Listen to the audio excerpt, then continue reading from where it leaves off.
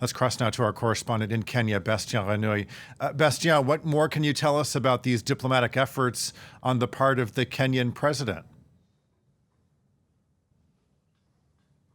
Well, Kenya has been involved since the beginning of the war. The war broke on the 15th of April, and on the 16th, the IGAD, the Intergovernmental Authority on Development, it's an East African organization, organized an emergency meeting on Sudan. And at that time, Kenya, South Sudan, and Djibouti were designated as negotiators, mediators, to try to find a solution to this crisis. So at that time, Kenya's, South Sudan, and Djibouti's president was supposed to travel to Khartoum in order to organize a face-to-face meeting between General Burhan, the head of the Sudanese military, and General Hemeti, the head of the Rapid Support Forces. But it was not possible because of the war. The army told them that it was impossible for presidents to travel to Sudan at that time. So what's going to change this time? Well, Kenya's President William Ruto announced that a team of mediators are going to travel to Sudan, and they're going to organize a meeting between the two men face-to-face, maybe in Khartoum, maybe in another city. It's impossible to know for now. Then, within 2 weeks, they're going to organize a humanitarian corridor to bring humanitarian assistance to those in need in Khartoum and in the Darfur region. And then, within 3 weeks, they're supposed to organize a national dialogue in Sudan. But what is it going to change? It's impossible to say at the moment. Many in Khartoum believe that it will not have a huge impact, given that both the army and the Rapid Support Forces did not show any commitment to protect civilians during the past weeks. Well, and meanwhile, Bastien, the fighting continues across Sudan. What are you hearing about the humanitarian situation in the country at the moment?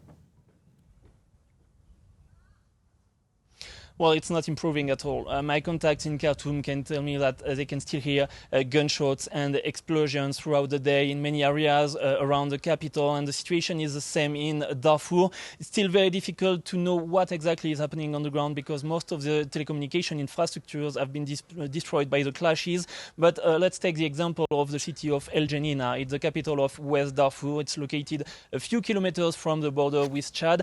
The city is surrounded by the Rapid Support Forces and local militias. I was on the phone with the governor of El Geneina last week, and he told me that more than 1,000 civilians had been killed by the Rapid Support Forces and their local allies, and that many more people were wounded, and they could not escape from the city. It was too difficult. It was very difficult to reach the border with Chad, too dangerous as well. So all these people are still stranded in the city, and it's the same everywhere in Darfur, in the city of El Obeid, in North Kordofan, and of course in the city of Khartoum. Millions of people are still stranded. Many of them do not have access to food, to running water. Many of them need to reach hospitals to get medical treatments, but it's still not possible because most of the hospitals in the capital and in the most affected areas have been destroyed or are currently occupied by armed forces. So that's why it's getting more and more urgent as the war continues to implement a ceasefire to bring humanitarian assistance to those in need. But it's still very difficult. We've seen that most of the ceasefires during the previous week did not work, were not implemented, and that the fighting continues in Sudan at the moment. Okay, our correspondent in Kenya, Bastien Renouil, with those latest developments for us in Sudan. Bastien, thanks so much.